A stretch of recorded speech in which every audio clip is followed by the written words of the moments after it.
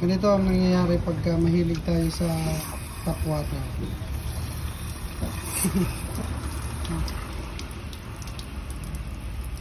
Milo everyday.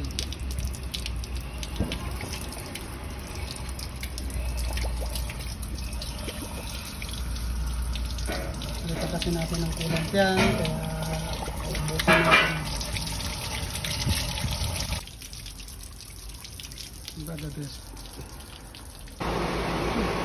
Eto mga bay, sa mga lumang makina, sa mga lumang modelo ng unit. Kalimitan kasi ang sakit nito overheat eh. Ganito ang technique niyan sa mga konting tip lang. Pagka nagkakarga kayo, lagi kayo nakaantabay sa parameter, sa init ng makina. Pagka magkakarga kayo, huwag nyo siyang isasagad. Kung 5 kilo to, huwag mo siyang isasagad. Kailangan ibabalance mo siya, nakakayanin ng makina. Kasi mabigat ang dala ng makina.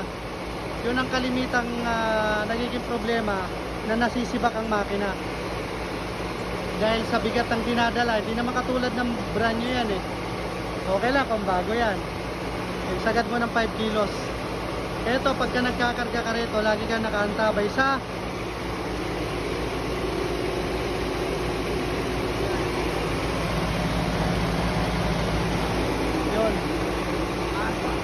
aantabay ka nyan, aantabayanan mo siya.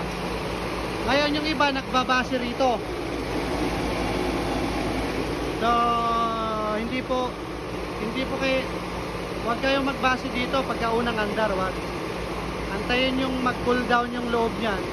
Saka minsan pagka nag cool down ng loob, aangat yan, aangat yung bulan yan, makikita nyo,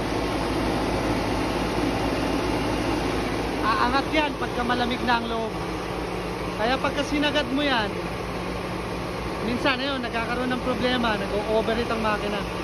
Kaya nga naka 78 lang yan, o kaya 85 centigrado. Okay na yon, 85. Kasi pagka tag-init, tataas pa ng sabihin na natin 5, 90. Goods pa yun.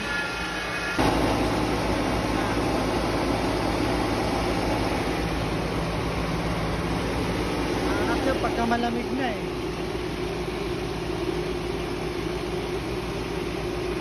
parang yan.